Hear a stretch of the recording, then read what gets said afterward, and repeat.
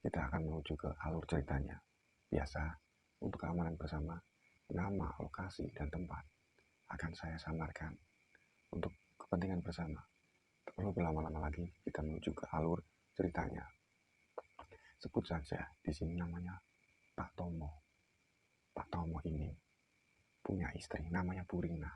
Ya, Pak Tomo dan Purina ini menikah sudah 10 tahun, tapi tidak diberikan momongan.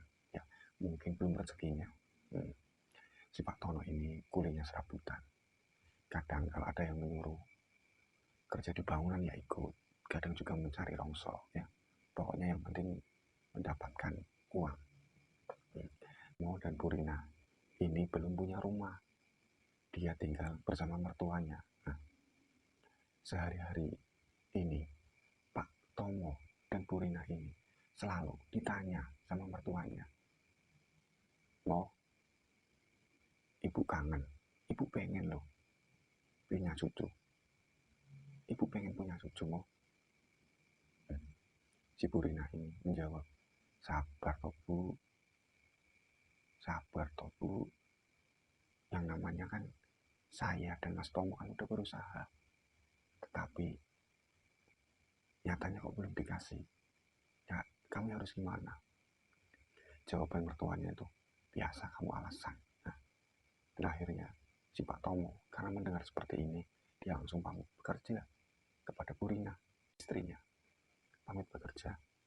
Keesokan harinya, pas lagi si Pak Tomo ini mau berangkat kerja sarapan, makan bareng sama istrinya.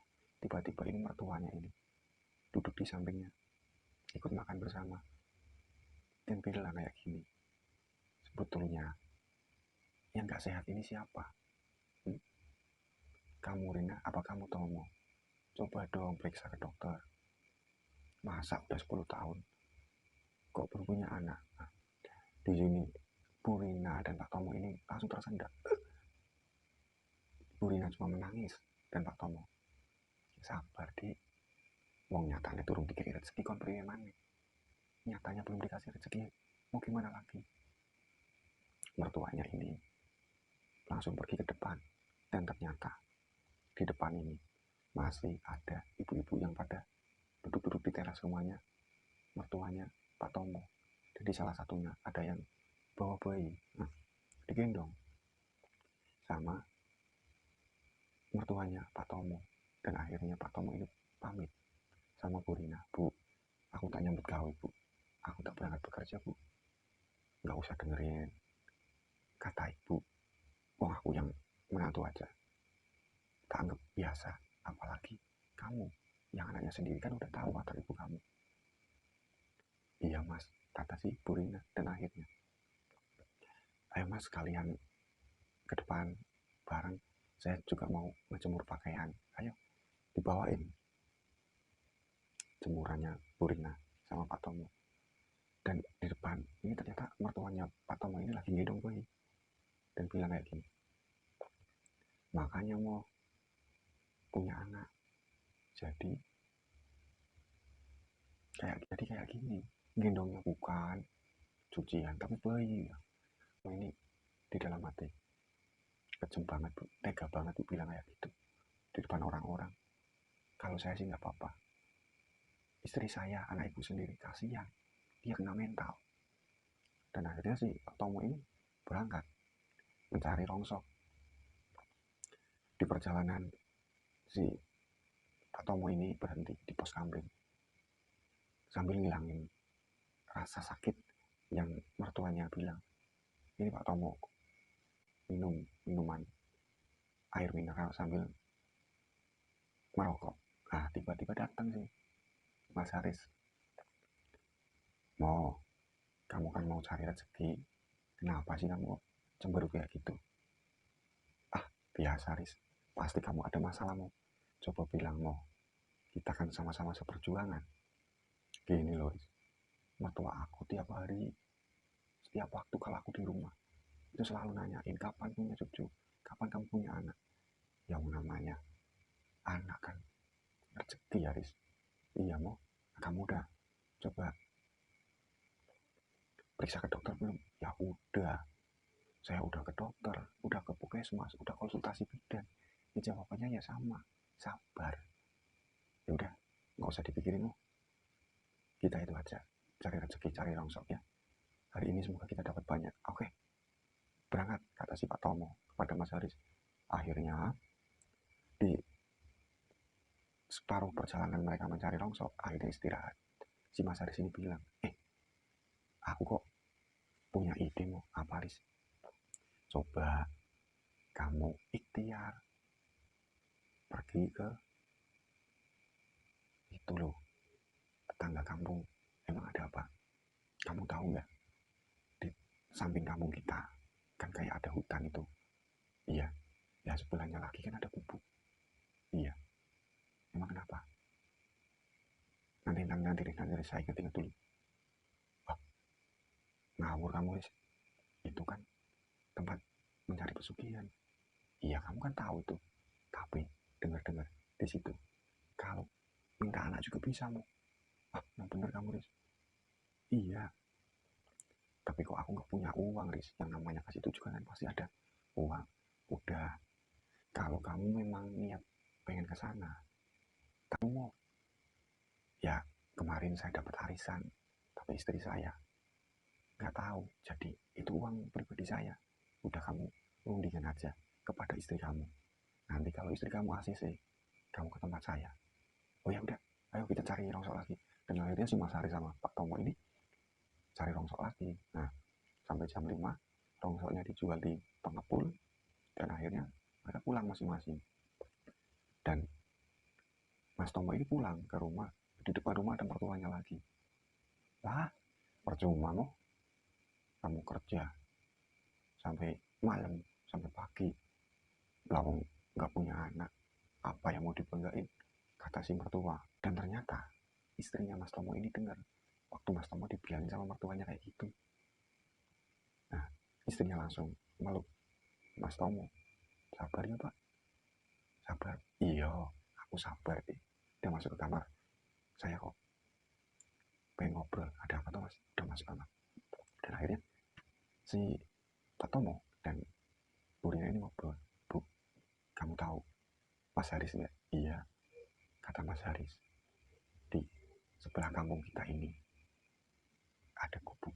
Tahu nggak? Ya tahu Mas, itu kan tempat orang mencari pesugihan.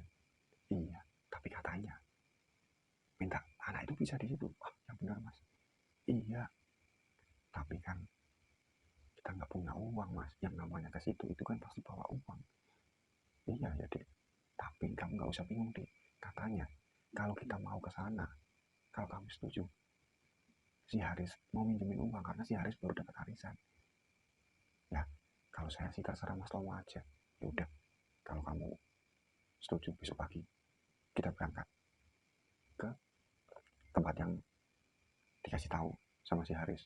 Dan esok harinya setelah sarapan ini, Tomo dan Purina ini berangkat. Di depan pintu ketemu sama mertuanya. Mau kemana kalian berdua? Mau periksa, mau cek kesehatan. Siapa yang nggak sehat? Si Pak Tomo jawab, enggak Bu, saya kok pengen pulang ke rumah saya pengen lihat orang tua. Oh, kirain mau periksa, kata mertuanya sambil mukanya sinis ya. Padahal si Pak Tomo ini berbohong kepada ibunya, padahal mau ke tempat yang dikasih tahu sama si Pak Haris atau Mas Haris ya. Singkat cerita, lihat seperti ceritanya ya. Singkat cerita, datang ke rumahnya Haris. Ternyata si Pak Haris atau Mas Haris ini udah ada di depan rumah. Gimana mau jadi ke sana? Jadi Riz, ya udah. Ini di dalam plastik ada uang 5 juta. Hasil saya dapat arisan, cepet kamu jalan aja. Takut uang istri saya. Oh iya, siap-siap. Nah, si Mbak Rinanya ini, Ibu Rina ini bilang, suhun Mas Haris, Pak Haris. Iya ya, udah berangkat cepet. Dan akhirnya perjalanan mereka ini naik motor. Nah, dalam perjalanan ini, Mas, Ibu Rinanya ini bilang, Mas, kok sepi ya Mas? Ya namanya ini hutannya sepi. Udah, kita ikhtiar aja, siapa tahu kita dapat solusi di tempat itu. Dan akhirnya sampai di gubuk yang dimaksud itu ditaruh motor. Akhirnya datang ke gubuk itu. Waktu mau mengetuk pintu di gubuk itu, keluar kakek-kakek bilang, ada apa? Si Pak Tomo ini sama Bu Reni kaget. Saya belum mengetok pintu kok sudah ditanya ada apa. Ya, saya menjawab ada perlu. Oh, pengen punya anak. Si kakek-kakek ini langsung menjawab pengen punya anak katanya. Iya kok tahu. Masuk. Dan akhirnya disuruh masuk. Dan si kakek-kakek ini bilang, sudah siap dengan persyaratan. Tanpa pikir panjang si Pak Tomo ini menjawab, siap. Kakeknya ini nanya, kamu belum dikasih tahu apa persyaratannya, kamu udah siap aja. Iya pokoknya aku siap kayak kata si Pak Tomo pada kakek-kakek tua itu. Ya udah, kalau kamu sudah siap, taruh plastik itu di meja. Udah kamu tutup mata. Kalau saya belum menyuruh kamu buka mata, jangan buka mata. Iya, kata si Pak Tomo sama Bu Rina. Dan akhirnya Pak Tomo dan Bu Rina ini memejamkan mata. Sekitar 5 jam, si Pak Tomo sama Bu Rina ini mendengar suara-suara kayak rawan anjing, kayak wah pokoknya segala suara ada. Pokoknya di dalam hati mereka nggak bakal tergoda, nggak bakal buka mata. Dan terakhirnya ada suara bayi menangis kenceng banget. Nah tiba-tiba si Bu Rina ini merasa kayak ada yang masuk di dalam perutnya. Oh iki, apa iki, tapi di dalam hati. Dan akhirnya si kakak ini bilang, sudah buka mata kalian. Ya, ada apa kayak, udah kalian pulang. Habis dari sini pulang, jangan menengok ke belakang. Iya, dan semoga kalian mempunyai anak 2 atau 3 lah. Jangan 1. Kenapa? Ya, sekedar saya mau ngasih tahu. Kalau kamu punya anak 1, takut nanti ada apa-apa. Kamu akan menyesal. Tapi kalau kamu punya anak lebih dari 1, aman. Maksudnya udah pulang, nggak usah nengok ke belakang. Dan akhirnya naik motor, mereka berdua nggak nengok ke belakang. Ya. Dan akhirnya jam 5 sore nyampe di rumahnya mertuanya Pak Tomo atau rumahnya ibunya Bu Rina. Di sana ketemu mertua yang perempuan sama mertua yang laki-laki di depan pintu. Alangkah kagetnya, tahunya mau diomelin. Tapi sehabis pulang dari gubuk itu, mertuanya bilang gini, udah pulang kalian berdua? Iya bu, tuh saya udah masak, sana makan. Kagetnya bukan main, mertuanya yang dulunya judes, yang dulunya sering ngomong gak enak sama Pak Tomo, ini tiba-tiba baik. Habis makan malamnya si Bu Rina ini mual, dia muntah. Nah, dan akhirnya si mertuanya ini datang. Loh, nengok pondok, kenapa nak? Mual bu, kata si Bu Rina. Jangan-jangan kamu hamil? Ya semoga aja. Dan akhirnya setelah seminggu si Bu Rina ini hamil. Alangkah senangnya. Dan akhirnya si mertuanya ini bikin selamatan, membuktikan bahwa menantunya ini sehat, anaknya ini sehat, buktinya ini hamil.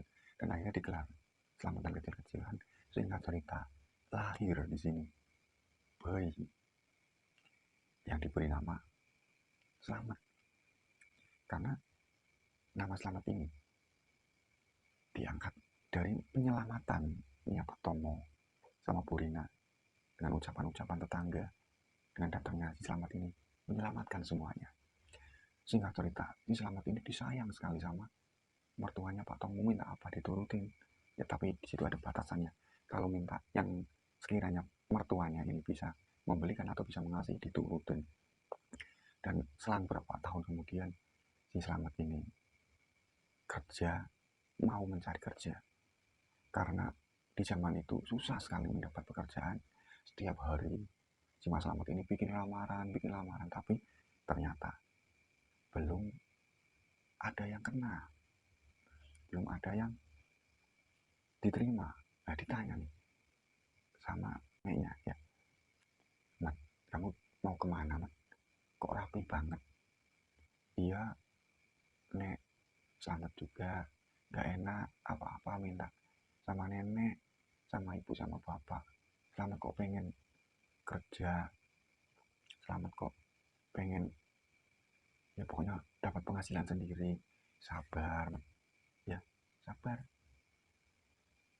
Yang namanya rezeki itu udah ada yang ngatur. Kalau kamu hari ini ya kok besok belum dapat pekerjaan, ya besoknya lagi. Nah, saking sayangnya si neneknya ini kepada Selamat, dan si Selamat bilang, Nek, gimana kalau Selamat pengen ngojek ya Nek, boleh pinjam motor nenek? Ya boleh aja. Dan akhirnya si Selamat ini pergi ngojek, dan hari itu Selamat dapat penumpang ini 5. Saking senangnya ya, si Selamat ini beli makanan untuk neneknya dan untuk orang tuanya. Pak Tomo bilang, kamu bawa apa Mat? Ini Pak, alhamdulillah Selamat hari ini dapat penumpang 5 Pak. Nah ini uangnya buat selamatan buat makan-makan. Ya udah, kalau kamu nyaman jadi tukang ojek, jalanin ya, sama saja intinya kamu dapat duit. Iya, saking semangatnya sih Mas Selamat ini, dia berangkat pagi-pagi sekali, enggak sempat sarapan ya, karena di Selamat ini udah dapat langganan yang minta diantar ke pasar. Si Pak Tomo ini baru bangun langsung dipamitin, Pak, pamit Pak, saya mau berangkat bekerja. Lah kok masih pagi kok? Enggak Pak, ini udah ada penumpang yang nungguin Pak. Ya udah, hati-hati. Belum sempat izin sama neneknya dan sama Bu Rina, si Selamat ini membawa penumpang ya. Alangkah kagetnya, yang datang ini bukannya si Selamat, tapi polisi sekitar. Nanya, Assalamualaikum. Waalaikumsalam. Ada apa Pak polisi? Tetangga-tetangga ini pada penasaran, kok ada polisi datang ke rumahnya Pak Tomo. Ada apa ya Pak? Benar ini namanya? Benar Selamat? Iya, ini rumahnya Selamat Riyadi. Oh iya benar. Gini Pak, boleh saya masuk? Boleh Pak, silakan. Gini loh, dan beritahukan bahwa saudara Selamat Riyadi ini mengalami kecelakaan tunggal waktu mau menghindari jalan berlubang, dan akhirnya oleng, motornya Mas Selamat ini menabrak tiang listrik. Kami sempat membawanya ke puskesmas terdekat, tapi ternyata nyawanya tidak bisa tertolong dan jenazahnya masih ada di puskesmas. Silahkan untuk diambil dan diurus dan proses pemakamnya. Alangkah kagetnya mertua Pak Tomo dan Bu Rina ini menangis, selamat. Dan keingetan pesan yang kakek-kakek yang ada di gubuk itu, kamu kalau bisa punya anak, jangan 1, 2, atau 3. Dan baru menyadari, ternyata ini loh pesan dari kakek-kakek itu. Nah, Pak gak bisa apa-apa, karena memang Pak apa-apa, karena memang Pak Tomo cuma mempunyai 1 anak, dan akhirnya anaknya meninggal dalam kecelakaan ya. Sedikit cerita dari saya.